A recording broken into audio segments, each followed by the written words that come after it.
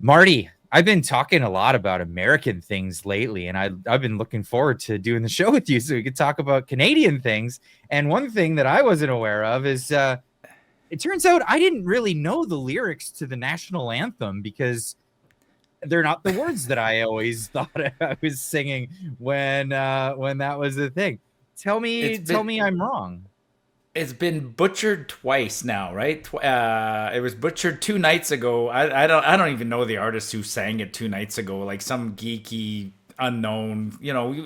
I mean, that's what they do. They get unknowns to come and sing the anthem, and usually, you get to do your own little interpretation. But this complete unknown butchered it. It sounded terrible, and he changed two of the lines. Like, and so, okay, what did he say? He said instead of our home and native land, he said our home on native land, and then he said something else afterwards. I'm like, oh, come on, like we got to do this. And then just 10 minutes ago, this guy.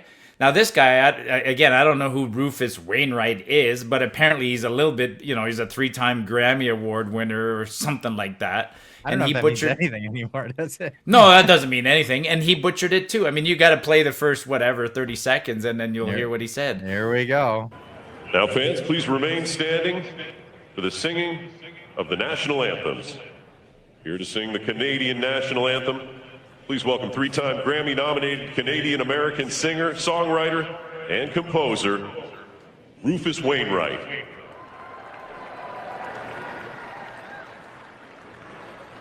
Oh, Canada, our home and native land. Okay, you got that part right. True patriot love that only us command. Like, that's Oh, that just cringe. stings. It just Yeah. stings like something shooting right through your heart. Well, I guess at the beginning I said 3 times the winner. I guess he was only nominated 3 times Grammy nominated. Now we know why he never won. But I mean, just as he starts singing it, it gets like you're like, oh, this sucks. And then So for those yeah, that don't know, because there's a yeah. lot of Americans in the audience, we all know the Star Spangled Banner, by the way. Oh We yeah. all know the anthem, but the Americans maybe don't know the anthem, and it's "In All Thy Sons' Command." And what is it? Feminists that had that changed? Yeah, well, and our anthem was written, whatever, like don't quote me exactly, but let's say 1905 or 1920, something like that. Our anthem was written after World War I, and it was written in the language of the 1920s. And in the 1920s, the guy who wrote the anthem said, "In all thy sons' command." Because they had spilt their blood on the battlefield in Europe, and so it was a tribute to men, to sons. Sure, there was women who fought didn't fight in the war. There were probably women on the front line, nurses and involved in the wars for sure. But it Casualties, was I'm the sure. men. Yeah, but it was the men who bled. Anyways, so about whatever, I think it was about 6 years ago, the Liberals changed the anthem away from "In All Thy Sons' Command" to "In All of Us Command." I can live with it. I mean, me personally, when I sing it, I still sing "In All Thy Sons' Command," and a lot of times I go to small towns. You go to the hockey But, game in a small town, it's "On All Thy Sons' Command." But these right, guys are right. getting So ridiculous now. I get it because they're like, well, no, that's a feminist thing, but now it's that only us command. But then that doesn't really make sense because we're opening the doors to immigration, so anybody can command it. Anyone can Yeah. vote in the elections. Anybody can do whatever in Canada. There's Well, no and and only and, us anymore. and the one last week, the guy who said, "Oh Canada, our home and native land," where he said, "Our home on native land." That's a can of worms, right? I mean, you guys have already opened that can of worms last week. Like the city of Richmond or the court case, telling people in Richmond that you might not have title to your lands. And that's opening a can of worms. Now you got the anthems, you got the what's the other thing that goes hand in hand with that? The land acknowledgements. I mean, are we turning our national anthem into a land acknowledgement? Oh my God! Like, I'm so sorry. Like, and you know me, right? I hate these land acknowledgements. I mean, if you're gonna make a land acknowledgement, like, you're a hypocrite. Unless you turn over the deed, give the land back to whoever you think you stole it from, then knock yourself out. But to simply acknowledge, that's just That's Well, it's looking like that's the direction it's going to go here in Canada because, well, here we have it. Breaking news today: Canadian man who owns a house in Richmond, who's owned it since the 1970s, has been told by his mortgage lender that they won't renew his mortgage because the Supreme Court of British Columbia has given the title of the land to the Cowichan Native tribe. So he's sitting there, SOL because of this whole situation, and he's owned it for decades. Yeah, I'm not But surprised by that. I mean, that's the can of worms that we open, right? I mean, if there's the looming possibility that you don't own your land, which you're using as collateral when you're buying, when you're getting a mortgage, the banks are going to say, well, I can't use your home and your land as collateral. so therefore, whatever you're borrowing for, We're not you lending you can't money. get it. Yeah, you can't get it. Sorry, SOL. Now what does he do? He'll have to sell his land, and then what happens from there? This is a whole new game because like there's no precedent here. So it's a situation where maybe he has to sell his land that he didn't want to sell, but he has to sell it because of this. And will the natives step in and say, "Well, if you're selling it, we want to buy it. We're the only ones allowed to buy it." Oh, this is all, what do they call it? UNDRIP, right? United Nations Declaration for the Right of Indigenous People or whatever. I mean, Canada signed into this UNDRIP thing. Actually, we'll do a show on that. I mean, you've probably had a few guys. Have you had Jim McMurtry or some of those guys? I mean, like, there's some really good people to talk about UNDRIP, but and it all ties into to the UN 2030 and 15-minute cities and all that other crap. Like it's and that's the other reality is that luckily a lot of other countries are dropping this nonsense, but we elected a guy who is showing his true colors. Carney believes in all of this, man. He's not not going to put an end to this. He's not going to speak out against it. This is what he wants. But he's anyways, not walking it back. He's not walking it back at all. Yeah. No. But what are they saying right now? They're saying that, oh, well, perhaps, Carney, I mean, we're talking about bankruptcy at this point in the country. We're like what was it? The PBO, the parliamentary budget officer, that he's an interim. He came out and he said, we just can't afford it. We just can't. I'm weirdly looking forward to the budget when it comes out next week, which, by the way, like, I got to repeat that, right? Think about that. Like, it's November. It's November. So the 2025 budget, is coming out on November 4th. Like, the 11th month of the year. Like the budget for this year. Yeah. Like, okay, wow. Like, and then next year's budget. I mean, I wish I could always budget like that. And by the way, if he budgets and he's wrong, like, he's going to be an idiot. I mean, like, yeah, imagine giving my budget at the end of the year to my boss. You better get it right because you know what you spent. Oh. Well, what's crazy is even the Toronto Star is talking about this now. They're saying Mark Carney could cut billions by letting Trudeau era programs expire, report says. So apparently he could just sit on his tuckus, maybe even sleep in, not even come to work, and get a bunch of cuts going. But you know what that means, right? Yeah, well, that means a lot of people will be out of a job. Well, actually, actually, it happened on Friday, right? On Friday, it happened on Friday. Carney had a State of the Union address, right? We don't have very many of them, so people dialed in. It's like, oh, okay, what's he got to tell us? And basically, he took time from the CBC and all the mainstream medias, and he spoke to the nation for 40 minutes, and he said nothing. But the only thing I took away from his speech is it does go in line with that article from the Sun or the Star. Carney says Canadians need to prepare for more sacrifice. I'm like, holy shit, man! Like how much more sacrifice do we need to prepare for? So he's hinting that he might cut some budget somewhere, some money, but I can't see it. Because unless he wants to be defeated, he needs to put in a lot of stuff in the budget to get the budget approved, right?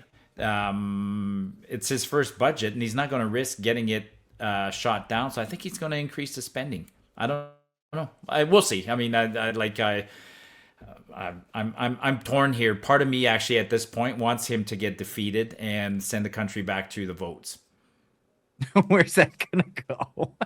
Do you think? Well, perhaps this is a strategy, because we all saw what Doug Ford did over the past week, right? Yep. Which is crazy, and I've been reporting on this one because this is just such an idiotic thing.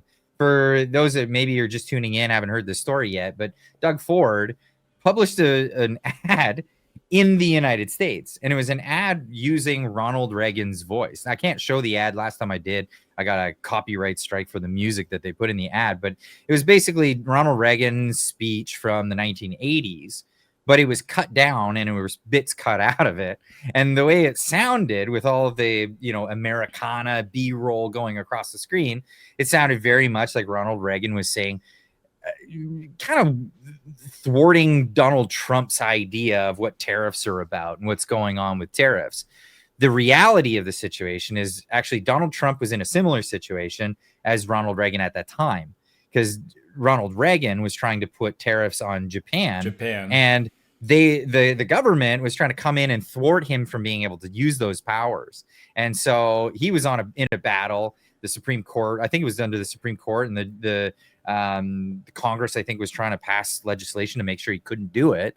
But he pushed and he made this ad saying, no, it's important that the president have the power to use tariffs for these kinds of purposes. And this is the idea. If trade partners are not behaving the way the United States would prefer that they behave, we can use these negotiation tactics. Yeah, basically Reagan in the whole speech said, I'm not a big fan of tariffs, but in this instance, I need them. So, and that's the part that they left out. The Ford liberals, the Ford conservatives, let's face it, they're liberals. They're liberals, yeah. Ford rewrote it and to make it sound like, yeah, Reagan was entirely against tariffs, and it irritated Trump, right? It irritated, by the way, and it wasn't just a small ad. Like, he was going to run it like, Super Bowl style. Like, he ran it during the World Series I listened to him on the radio. Like, he ran it right up until Monday. He ran the ad. The day after the ad first came out, Trump got real upset. Trump said, "That's it. I'm canceling all negotiations." And then there was this weird fight between Carney and Ford, because Ford says, "Oh, Carney saw it." It's a he says, she says, because Ford says Carney saw it. Carney says, "Oh, I seen it, but I didn't approve it, and I didn't want it." Apparently, Carney asked Ford to pull it. Ford says, "I'm not going to pull it until Monday." So he ran it 2 nights ago during the Jays game again. And the World Series, by the way, like and a lot of Americans are watching this, and a lot of right-leaning Americans as well. This is like, well, and not only did Trump goal. say, "I'm canceling the deal talk or the trade talks," but then he went and slapped more tariffs on us, and it immediately had and that's having an impact on Ontario. And then people are like, journalists are asking Trump or Ford, "Aren't you going to apologize? You're causing harm to your own people." And in his own mind, he's like, "Well, no, I'm defending my own people." I'm like, well, stop defending because what you're doing is hurting. Scott Bessent put it best, and he's in charge of these like trade negotiations. This is what he said on the American news. Well, Kristen, let's think about this. This is a kind of propaganda against U.S. citizens. It's psyops. Why would the government of Ontario? I'm told that they have spent or were planning to spend up to $75 million on these ads to come across the U.S. border. So what was the purpose of that other than to sway public opinion? And it's some kind of propaganda. And that's exactly it, swaying public opinion, but also swaying the opinion, or perhaps the Supreme Court that's going through a major decision right now on these tariffs. Imagine that's meddling. That's foreign meddling. It's foreign interference. Affairs. Imagine if Trump did that to us. Everybody'd be screaming foreign interference. They were saying foreign interference during the election when Trump was joking about the 51st state. And now, well, no, this is not. Well, that's it. foreign. I Yeah, likened it. I likened yeah, it to the United States spending millions of dollars on an ad and putting it all through Canadian media with an out of context clip of Terry Fox saying all kinds of things against public medicine and having yeah. we should never have universal medical. And it's like, but that may not be what he had to say, but that's propaganda. That's how that works. Yep, You yep. can't do that. And of course, Doug Ford doubling down now Oh. on this, saying that no, it was Carney. It was me and Carney. We watched it together. This is what he said today. It's unbelievable. Back to the Reagan ad. How do you know the Prime Minister and his Chief of Staff saw this particular ad before you moved ahead with airing it? I was with them. Anyways, everyone's obsessed. Just think of that, 11.4 billion impressions or views. Like, that means every leader in the world saw it, and it's just real. It's a real ad. It worked. It was the most successful ad ever.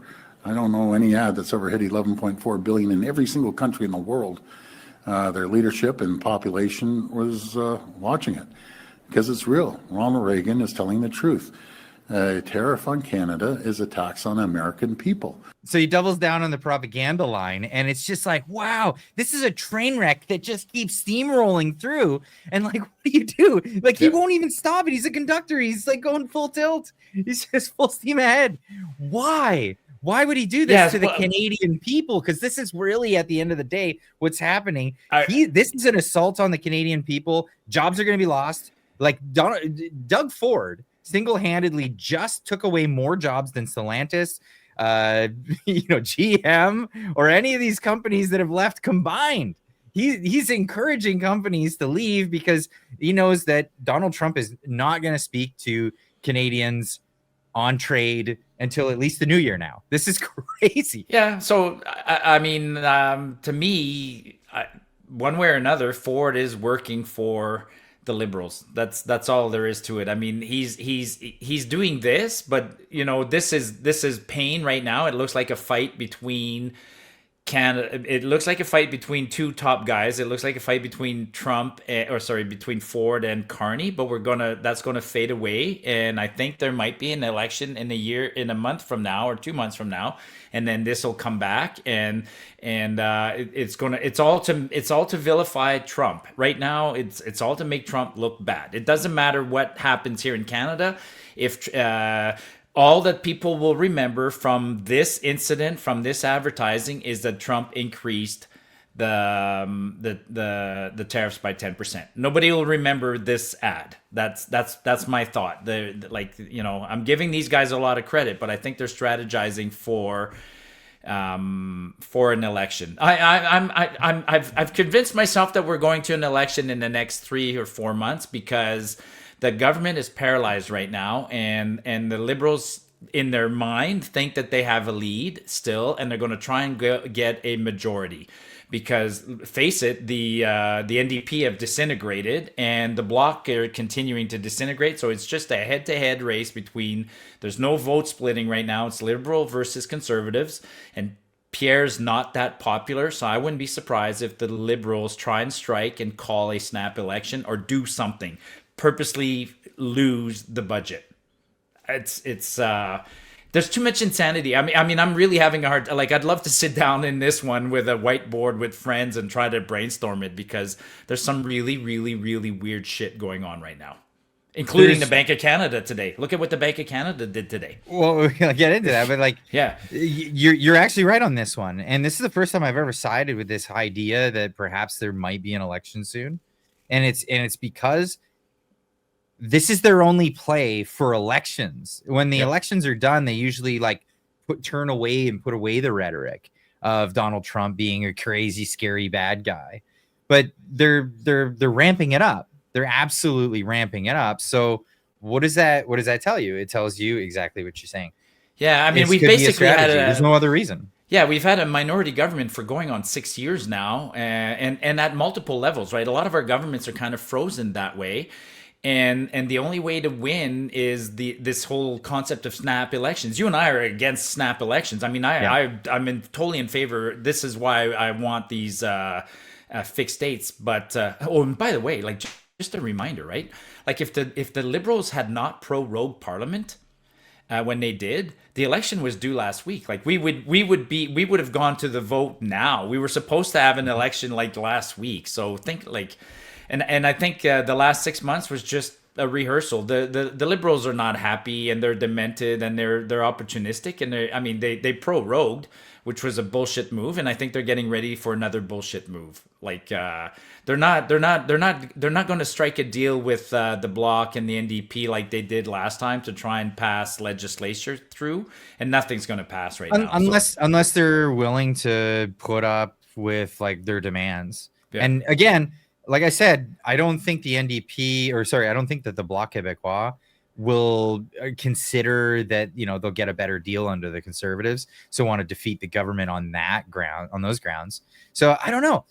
The only way I see the Liberals going into an election is if they want to go into election and they defeat themselves, right? Because the Bloc will vote with the Liberals. If the Liberals go full on, they'll do that because they think that they got a better leg up with even a minority Liberal government. In fact, they have more of a leg up with a minority Liberal government than they do with a majority. They'll have nothing at that point. So it would have to be the Liberals defeating themselves. Yeah, and before we get into the Bank of Canada, there was another little thing that happened this week, which is kind of interesting, right? The Bloc and the Conservatives did get a motion in the House of Commons, not in committee, but in the House of Commons. They did get a motion to investigate Carney's conflicts of interests. So that was an important one. So they're getting some traction on this, right? Because it's not happening in committee, and so I mean, I still think I'm laughing because it's just in time to prorogue or defeat the government or whatever. Yeah, absolutely.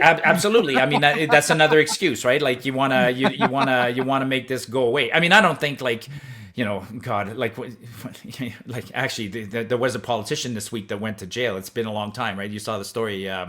Nicolas Sarkozy of France went to jail. Oh, France! I thought you meant not one of ours, but I mean, you know, like one around the entire world, like one politician who was crooked went to jail. Like, yes, I was about to make a point is that.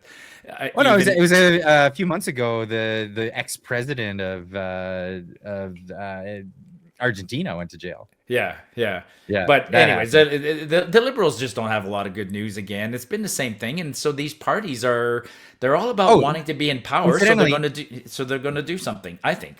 Yeah. Another thing about Argentina, Milei just won another election. They said the polling was against him. They said all this stuff, and he won by a landslide. So it looks like freedom is a popular idea once people have hit rock bottom.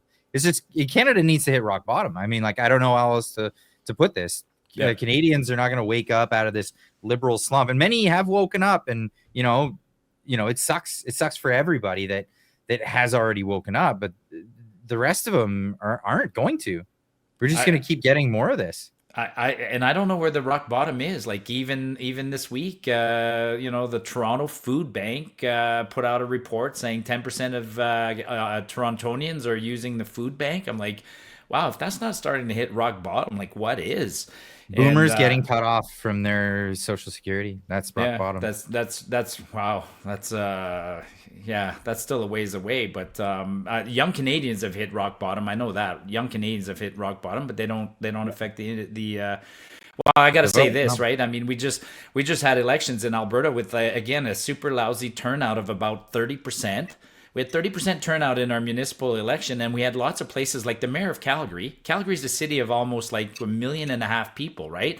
But because there was like 5 candidates running for mayor, and because only 30% of the voters came out, we just elected a mayor who got in with like 75,000 votes. We're talking a city of almost 1.5 million people, and the guy who gets to run the city got 70,000 votes, man. That's not even anywhere near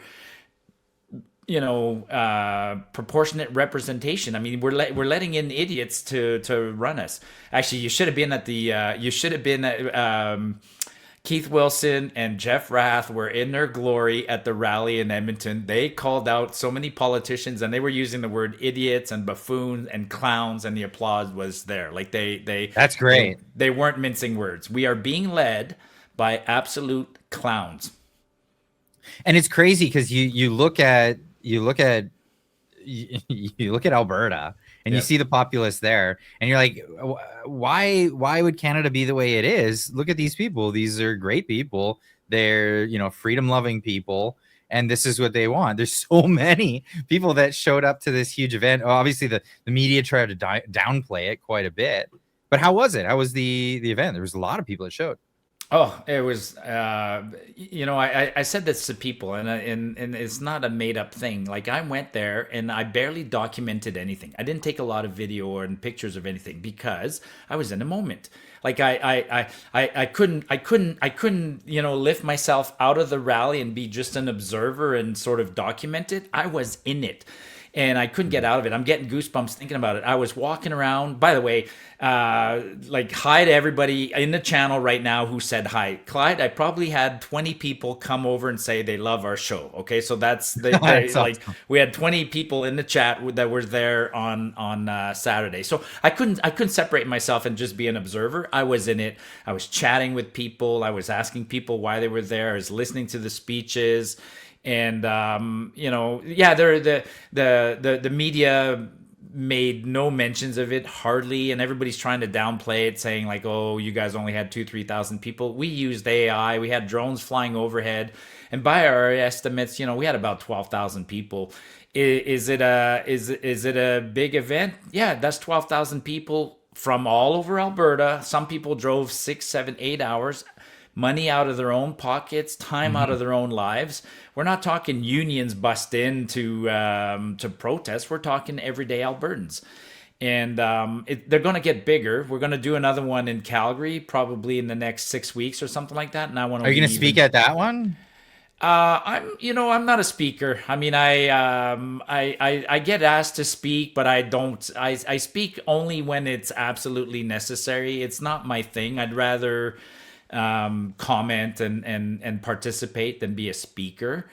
I'm not and I also don't want to be associated. I'm not the voice of APP. Okay, so I try and stay impartial. I mean, sure, I'm right leaning and I support the movement 100%, and I go to all the events, but I'm not the voice. That's Mitch. That's Jeff Rath and Dennis and those guys. So everybody else, like, I always tell people, watch who tries to insert themselves into all these movements and what they're trying to do, right? Like, it's not everybody's got the good intentions, so I'll just leave it at that. Well, and you're on the straight and narrow. You're a retired engineer. You'd be great to have on stage. I mean, instead of, like, I don't know, craziness or anything like that. I'm You never know. politically incorrect, right? You and I know that. I mean, we've been told by politicians we're politically incorrect. We speak the truth, and that's not popular. So, no, I've been asked to introduce a few speakers at a few events, at the smaller events, and I'm happy to do that. But I'm not the guy who's gonna go up on stage and speak. By the way, Keith Wilson was probably the best speaker there, and then and Jeff has it nailed in and dialed in perfectly too. Like, they're doing a great job. Yeah.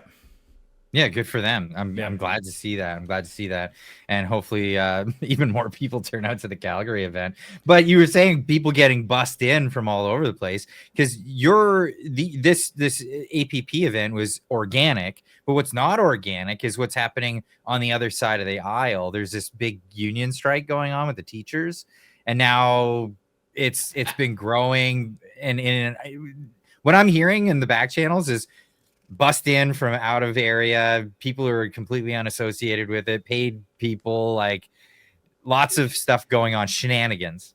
Well, there actually, before we go to that one, because we'll preface a little bit more relevant to the rally this weekend was the fact that the APP has a rally, and the APP is hoping to get at some point a referendum question, right? And the APP's referendum question is basically, do you support Alberta leaving Canada and becoming its own country? Our question, the APP's question, is before the courts right now because a bureaucrat, the chief electoral officer of Alberta, wanted the question reviewed by the courts before he approved it. All right, that's happening. But simultaneously, another group went out and did their own petition to get a referendum question, and they filed their petition yesterday. So they collected apparently 400,000 signatures. But the premier even said, "Well, that's great, but your question is also a referendum question. So if they count their signatures and there's enough, they might be successful in getting a referendum question, but their referendum is worded differently. Theirs is, are you in favor of staying, instead of, are you in favor of leaving? Well, if you're in favor... I talked to Jeff about that, and he says it's a redundant question. It's not even worth asking. It's not even worth asking, but if it gets asked, then all we'll do as members of the APP is get our 200,000 volunteers to flip around and go and vote no instead of yes. So that's an interesting dynamic that's happening right now. So people will hear about that in the news. The next step for that group is their signatures have to be validated. So we'll see how successful they are. But back to your first thing. So the rally this weekend was compared to the teachers' rally last weekend. So 2 weeks ago, the teachers in Alberta are on strike, so they had a rally. And people were like, well, they had more people than you. They had 15,000 people at their rally. I'm like, marginally more than our rally. But like you said, it was nurses unions, doctors unions being bussed in, people on pay being bussed in like by bus coming to the ground. So that's not a voluntary union protest. That's people being paid to come and protest. There was Antifa in there. There was LGBTQ groups. Everybody and their dog was in there. And from what I'm hearing, it's like the NDP in Alberta is in cahoots with these unions to create a big ruckus. And now they're actually, they're using language of, what is it? Of insurrection. I'm not kidding. Here's the Global Calgary says, general strike if necessary. Alberta's unions declare intent to bring down the UCP government as they explore the idea of a strike that would see hundreds of thousands of Albertans walk off the job. And it's like, wait a second, you're openly calling to take down the government? Like, what kind of language are you using here? Because anytime we say anything close to this on the right, they cry insurrection. The trucker convoy was the trucker convoy was accused of an insurrection. But yes, you're right. When the union does it, it's different. But two things, right? The reason the unions are doing that right now is because yesterday, the teachers in Alberta have been on strike for 3 weeks now. And yesterday, Danielle Smith passed legislation to make the teachers go back to work. So now the unions are upset. And what Danielle did, she went one step further. She passed Bill 2 to send the teachers back to work, but she used the notwithstanding clause out of the Constitution. And then everybody's like, well, that's unconstitutional. I'm like, oh my God, now you know how we feel. Now you know how I felt as an unvaccinated Canadian who wasn't allowed to travel. That was unconstitutional. This is actually not unconstitutional because they keep mentioning this clause. Well, yeah, it's a clause. It's in the Constitution. So, so the unions are unhappy. I don't like the clause at all. I don't like the clause either. Yeah. I'm 100% with you. I don't like the clause, but it's the hypocrisy of the other side when their own rules and their own things that they're in favor of get shoved in their face. It's a whole different, like you said, right? When I protest, I'm seditious and I'm I'm accused of trying to overturn the government. When they do it, they go, "No, we're not trying to overturn the government." They openly said that they're trying to overturn the government. I know, it's insane. It's insane. The government. Yeah. They want to bring down the Can government. you go one step further? Maybe try and Google search Naheed Nenshi. Nenshi's our Nenshi and hold the line. Look up Nenshi, hold the line. On Google. See, or on Twitter. See if something shows up. Sure. As we get into this. But So Nenshi's new logo or new motto slogan as part of with the teacher strike is hold the line. Wow. Again, like who are you? No, I'm not joking. That's why I'm telling you to look that up. They've literally got these orange placards that they were encouraging teachers to hold the line. Well, You're as far as shitting me. as far as I'm This concerned, is- Naheed Nenshi, What? you are promoting mischief at this point because Yeah, Tamara Lich mischief went to enough jail to go for doing to that. Yeah. 49 days, Nenshi, in Yep. jail, and then 3.5 years of lawfare and a sentence of So 18 months like in your home. and again, I'm for bringing that. this up, and people Are are you like, "Well, what's kidding wrong me? with this?" I'm like, "My God, what do you mean? What's wrong with this?" Like it's on days like this where I lose faith in humanity because like some of my fellow Canadians, I'm like, "My God, you guys have short memories." Like, yeah, that's completely berserk. That's the leader of the opposition in Alberta advising people to rebel against the government and hold the line. Where's the RCMP, man? No kidding. That is absurd. That's Yeah, you better absurd. talk about this one tomorrow. Oh yeah, Danny. Yeah, Danny Balfour putting this yeah. in here, saying Tamara Lich went to prison for saying hold the line while standing up for our constitutional and charter rights, while people were mandated out of work and denied EI, etc. Tamara brings it Different Tamara. and then I think says- he's got the wrong Tamara on his tags there. But yeah, and then says yeah. Nenshi, your hypocrisy is showing. This is Yeah. unbelievable. I can't believe that. Yeah, I just please saw talk that about that on coming your down. show tomorrow. Just bring in somebody and talk about that on your show. Or Holy whatever. Do crap! 10 minutes That on is that. Yeah. that is absolutely crazy. That's nuts. Well, I was going to get into the fact that, well, notwithstanding clause or whatever, why is it that unions even have the rights that they do? See, I had to explain this to some people today. I was talking to some people saying, listen, unions have an out when it comes to competition laws in Canada, or in the US they're called antitrust laws, right? They do not apply to unions. Where, get this, Marty, if I sold beer, say I started up a franchise where I do craft beer, and I went down the street to the other craft beer guy, and I'm like, hey man, we're competing a lot all the time, and I'm always undercutting. You're always under. Why don't we just kind of make the price this? We'll both get a little bit. It'll be good. I'll go to jail for that, Marty. I'll go to jail for that. But unions can do that with labor. Unions can do that with all kinds of things, and they get away with it. Why don't we just get rid of that? How about, instead of having to do all this stuff, or how about some back to work legislation so people can, or work at will legislation where people can go to work even if their union says, I don't want you to work. They say, forget it. I need a job. I need a paycheck. We're gonna actually, Alberta's, I love being in Alberta. We're gonna this might be a problem for unions here. Danielle's acting a little bit like the libertarian that she claims to be, and she's digging in her heels and willing to do a little fighting against the union. So it's going to be interesting. I dare the unions to strike. Do it. I mean, it's like never mind that you're threatening sedition as far as I'm concerned, but just go and strike, because my feeling is most Albertans are going to realize that they're not losing out on a lot of services when the unions go on strike, and it's going to backfire on the unions. So, bring it on, man. Like, let's see what happens. Or they run out of services within, the services that they do like. Here in British Columbia, guess who's on strike? The liquor stores. Not only the liquor stores, but the liquor suppliers are on strike, and it's so awful. Like, it's absolutely. Need me to ridiculous. do a beer run over there? I can bring you some booze if you need. Yes, I do, Marty. I'm not kidding. I'm gonna pull these images up on the screen because you won't believe this.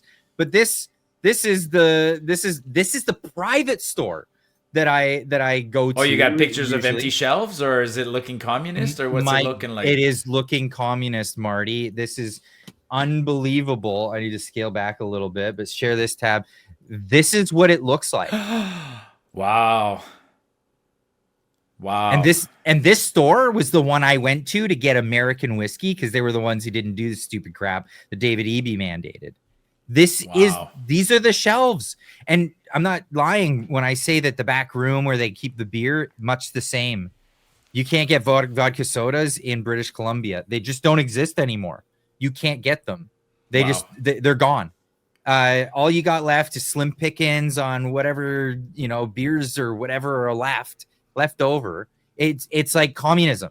It's crazy. And what do we get for this?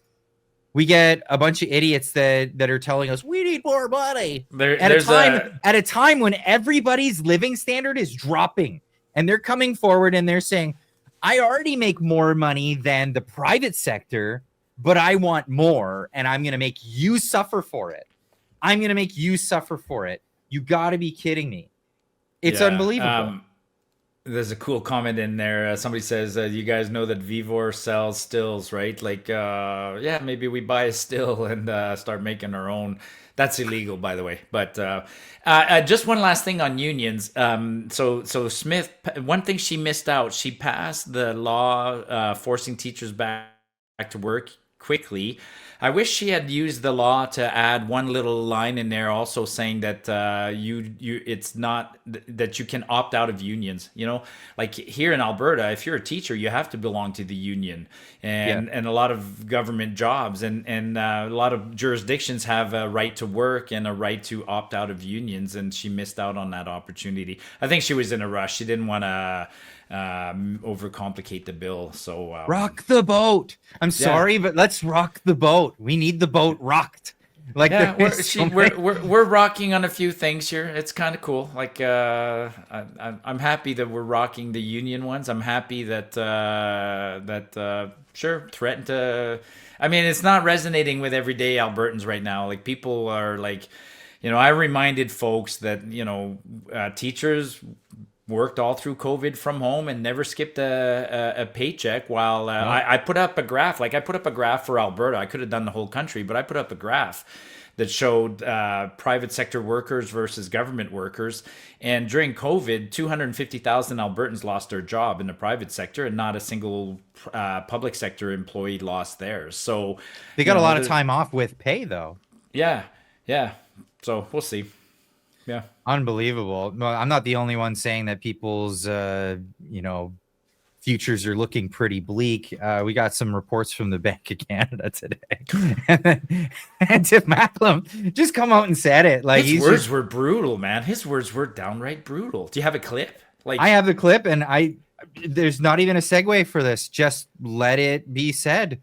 Tiff, knock yourself out. And unfortunately, what that means is that unless something else changes, our incomes will be lower than they otherwise would have been. They'll grow, but they'll grow along a lower. This was the old path.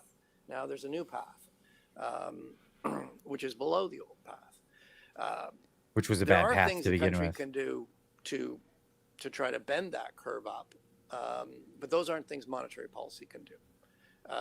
These are more structural changes. I mean, fundamentally, as a senior deputy governor is hammered many times, we need to get our productivity growth up. And if we can do that as a country, we can bend that curve up. So, I mean, I think what's most concerning is that unless we change some other things, our standard of living as a country, Canadians, is going to be lower than it otherwise would have been. It's mind-boggling. Like, it's just like we are so mismanaged, Clyde. Like this country is so mismanaged. Like the resources we have, right? We have 3 oceans. We have an educated population. We have cheap energy. We even have cheap, clean energy if you want to go there. We have universities. We have minerals coming out of the yin-yang, land to grow stuff on, and we're poor. And we're falling behind everybody else, and we're unproductive, and where people are losing their homes, going to soup kitchens, nothing's getting built. It's insane. Jobs are shipping off. Jobs are shipping off to the United States. People are leaving the country finally. And you only played half the clip of Tiff Macklem. Like he basically said, like he basically is resigning himself. Okay, the economy is tanking right now. Inflation was 2.4% last week. The problem with inflation is because there's an overabundance of money. And what does lowering interest rates do?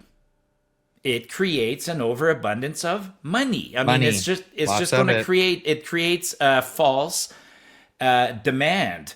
And sure, a couple of yes, people who are ready to renew their mortgages are going to get a benefit, and a few people who are looking to buy a house are going to get a benefit. But that's a minority, and you've talked about this. We've talked about this. They need to actually, they're part of the bunch that needs to hurt. You know, if you bought too much house 5 years ago when interest rates were 1%, you need to hurt a little bit. But despite that, who benefits from a low interest rate in the coming months?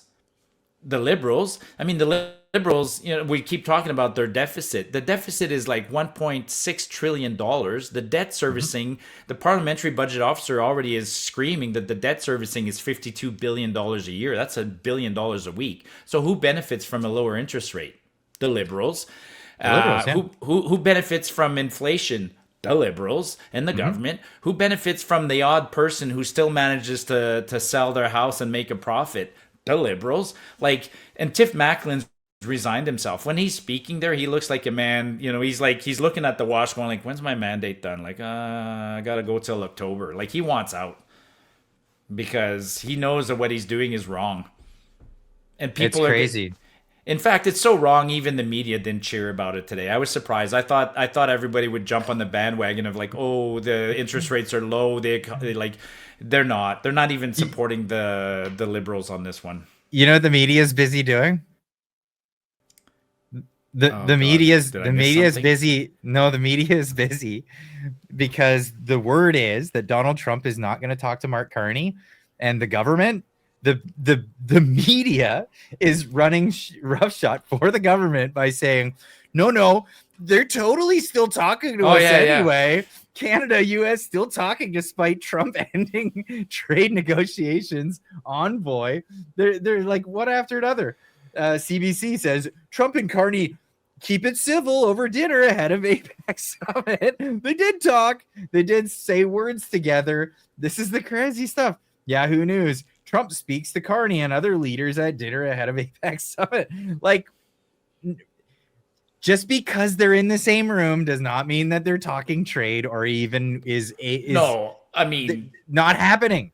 It's not happening. Trump right now is in it's not a bromance. Trump is in a romance with the prime minister. Is it prime minister or president of Japan? He's with the prime minister. Did you see what he did today? Prime minister. Yeah. He gave her a ride. He gave her a ride on Marine One, and then they landed the helicopter on the USS George Washington aircraft carrier, and then they landed on one of the elevator decks, and then the elevator deck came up, and Trump walked out. Man, it was magnificent. Like, so who's going to get a good deal? Like he's rolling out the red carpet for Japan. What's he done for us? Oh, yeah. Yeah. Well, Japan has a lot of U.S. debt, Treasury debt is in Japan. And it's a smart move for Donald Trump to really showboat and do the right thing with Japan. They're an economic superpower. They are. They're massive. And they hold the keys to the power in the U.S. and keeping the economy afloat. It really is. Yeah, they're an important strategic ally, geographically speaking. They hold a bunch of debt, and they're still innovative. I mean, they still got great companies. That's one thing about the Japanese. They're innovative. They're actually one of the most innovative countries in the world. Everybody else copies them, right? Like the Koreans are super efficient at doing stuff. So are the Swedes and the Norwegians and the Germans to a certain extent. But when you look at real innovative countries where the new technology comes out of all the time, Japan, the USA, Germany, and Israel, like those are the innovative countries. Everybody else copies quickly, and then there's Canada. Well, Canada is a carbon copy of the United States. It's like you had a Xerox machine and you pushed United States and then over and over and over. But we don't innovate anymore. I mean, we what's it's stifling. So totally. Canadians, I said this and you got a lot of people mad at me a couple of weeks ago, but said, the Canadian dream has always been to get rich and move to the United States. Like that's it. Yeah. What do people that get wealthy or be innovators do? They move to the United States. And that's the Canadian dream. Yeah. Like Trump walked down the stairs arm in arm with the president or the prime minister of Japan. Find that clip of the aircraft carrier. Like that's so awesome. I did see that she gave Donald Trump Shinzo Abe's putter. That was a big moment. Okay. So she was showing that off, but I'll look this up real quick. Yeah, he like that's how he impresses people. Like not what he's doing to Trump or to Carney. We're back at the bottom of the line, by the way, folks. Like, there's a lineup of countries that Trump's going to sign deals with, and we might have been near the top. Now we're back to 94. You pull that little red thing when you show up at the meat counter, and we're holding number like 128, and on the front, Trump has a sign that says now serving number 10. So we're at the bottom. So I was looking for this, but I found this. This is the March for Trump. Japan stands with Trump. This stuff happens in Japan. It's crazy. People love him there. Yeah. People love him. Some people hate him because that's what the media tells people. But it doesn't matter. People are excited about Donald Trump in Japan. Anyways, yeah, don't worry about the aircraft carrier clip. Trust me, it was fun. It was epic though. It was really God, Is this the one? Yeah, that's the one. Part of like literally like, and there was the music and everything, and then oh man, okay, that's there's epic. Trump and he comes off, and that's money, that's power too, right? I mean, what can you do? I can park an aircraft carrier in your backyard. What can you do? Like, well, they do have the bases. They have the bases all over Japan. Like those planes, those two planes sitting on that aircraft carrier are like F-25 or F-35s. Like, they're $100 billion planes, and there's like 70 of them on the aircraft carrier. Like, $7 billion worth of planes sitting there in the squadron, plus the boat, whatever. Like, yeah. But that's holy cow. That's the news for this week. I mean, might as well go right to the next segment because we're gonna get into a bunch of others. Marty, where can people find you? At rallies. No. Marty up north on X. Come find me and help me bust out of the echo chamber that is or not the echo chamber, but X is really going back to its old liberal-minded ways. Like, I'm noticing it. It's really? Like, oh God, it's so hard to bust out and be heard. Like, I don't know if it's X on purpose or if it's just our government hiring a shit ton of people. Well, one of the problems with X, actually, if we can talk about it for 2 seconds, Elon is changing the algorithm again, right? To kind of reward. He calls it just better content. And because a lot of little accounts that might have good content don't get noticed. But then the bigger accounts that have worked a long, long time to get to where they are being punished now just for being big. So, I just hate it when when Elon keeps messing with the algorithm. So right now the algorithm doesn't favor big conservative accounts. Never did, but it really doesn't favor us right now. But yeah, you can find me on X, folks. Marty up north. All right, links in the description down below.